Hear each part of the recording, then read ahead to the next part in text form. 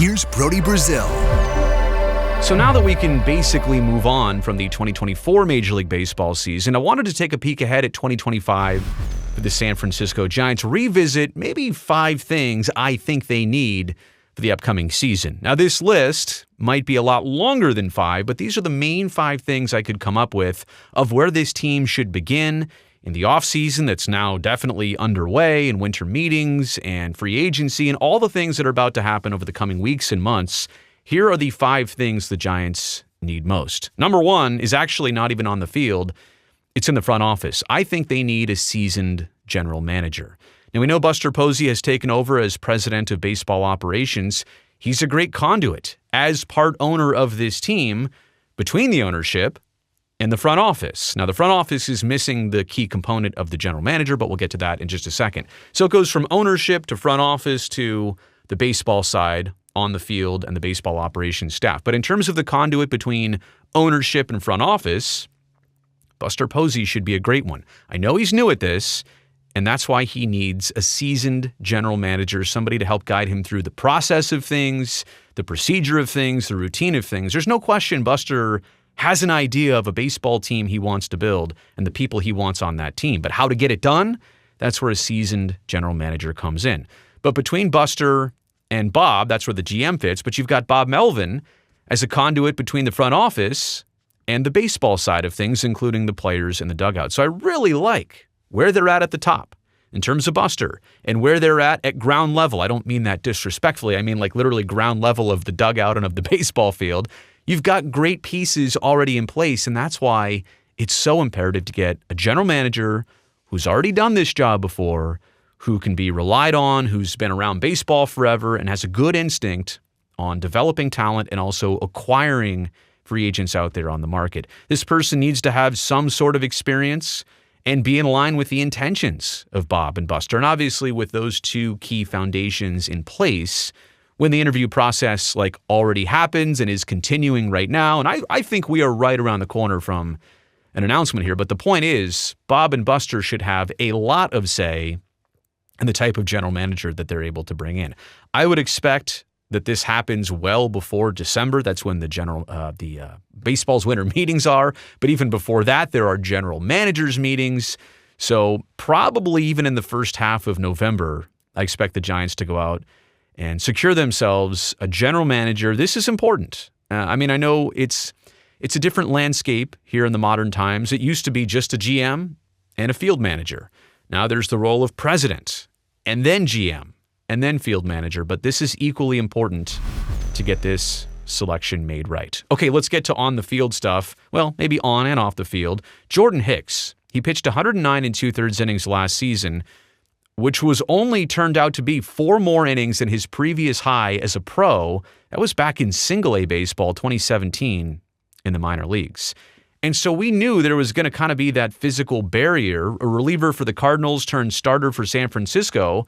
How many innings could he pitch and get through by the end of this season? Turns out, look at the split here between the first half and second half of the season. Of those almost 110 innings pitched, in the first half, Hicks threw 95 of them. In the second half, they moved him to the bullpen. They changed his role. Only 14 2/3 innings pitched in the entire second half of this season. Now, the Giants want him and need him to be in the rotation, but they got to get him stretched out. And I'm not sure of the process on this. He's never gone past now 109.2. And again, that was only 4 to 5 innings more than his previous high. We knew there was going to be something interesting happening once he surpassed 105, 110 innings pitched, and he didn't even get to 110. So how can the Giants effectively continue to convert Jordan Hicks to be a starter? I think that's where they need him. I think that's where he's most effective. I think that's where they're going to benefit the most. But this is like a physical thing. Is it putting on more weight? Is it more pitches? Is it a different routine? Can he go from 109 2/3 last year to 170 in 2025? That's a huge question, but they have to figure out a plan for Jordan Hicks. A legitimate power bat. And how long have we been saying that? about San Francisco. Conforto's going to be a free agent. Soler was acquired and obviously is since long gone. And Matt Chapman ended up hitting 27 homers, kind of came on there at the very end of the season, had that new dad strength, right? That always happens to a player who becomes a father. They come back and hit a bunch of home runs. Why is that? They should be tired. Trust me. But the Giants still haven't had a 30 home run hitter. I've said this before. I'll say it again. It's amazing. Since Barry Bonds hit 40-something back in 2004. That is amazing. I mean, even teams like the Oakland A's over the years had 30 and 40 home run hitters on a very consistent basis. Matt Chapman was one of them on the other side of the bay. But the Giants still haven't found that legitimate power bat on an everyday basis. Now, where does this bat play defensively? I don't know, maybe DHs. Maybe you find the right shortstop. That is also a consideration for later in this video. But probably a corner outfield position. Or DH is the most likely spot. Maybe a first baseman. That's another option for a legitimate power bat. So there are places defensively on the field where this person could be in the lineup every day, but the Giants need somebody to protect Matt Chapman in the lineup and also bring home Jung-Hoo Lee and others when they get on base. You don't really have a 3 or 4 hitter, a legitimate cleanup hitter and power bat. They need somebody to drive in runs. We know the value of home runs in Major League Baseball in 2024. Giants haven't had that in a very long time. Their offensive production this year faced that, no doubt. It was inconsistent, a lot of low numbers. They need a power bat. As I mentioned here before, they also need an everyday shortstop. Now, it would be great to kill 2 birds with 1 stone, get a shortstop that can hit 35, 40 homers. That would be great. I don't know the market for that this year, this time around. I just don't. Let me also say in all of this, I don't know that it's necessarily about the name of the person that they're trying to get or the reputation of the person. Honestly, I'd rather have this player's best years still ahead of them instead of behind them.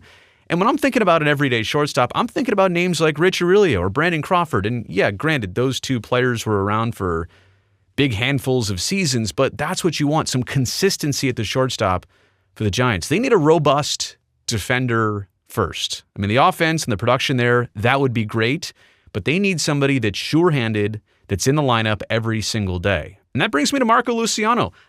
I still don't think he's had his full shot. Maybe it's what the scouts are seeing in the minor leagues for Luciano, that he's just not doing enough, that they can guarantee his success at the major league level. But I think it's fair to say he hasn't gotten his shake, his shot.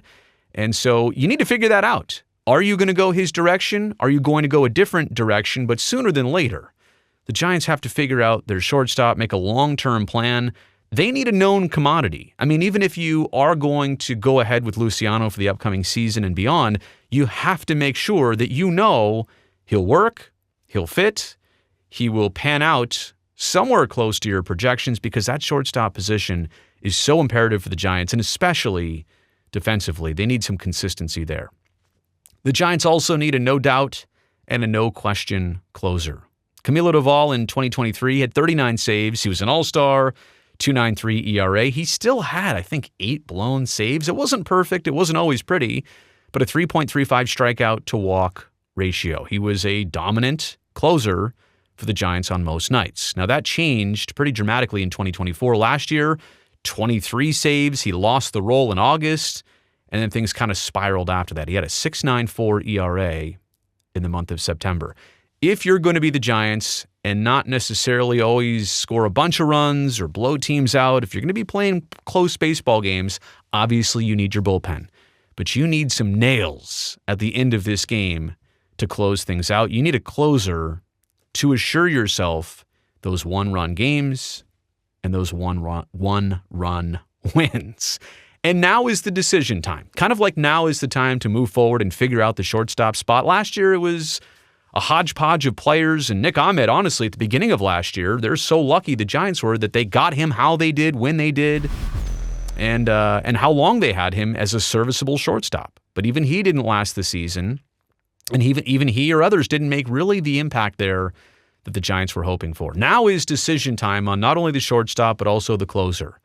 What are you going to do to have a closer that is consistent, that it's going to make the season from start to finish, that you know is your person? I think you want to go into spring training and camp in Arizona and kind of have that understood and then confirm to you down in Arizona that you've got the right person to close out games at Oracle Park and beyond. So those are just 5 things I think the Giants need from my perspective. I know we're, a month plus removed from the regular season and several months to go before spring training even starts, but these are some early things to think about and to chew on. Those are 5 things I think the Giants need to start working on right here, right now, during the winter months. You made it here to the end of this video. I really appreciate that. Thumbs up down below. Greatly helps me and this video and this channel. And before it ends and before you leave, please go down there and make sure that you're already subscribed to this channel. That way I can definitely see you back here next time.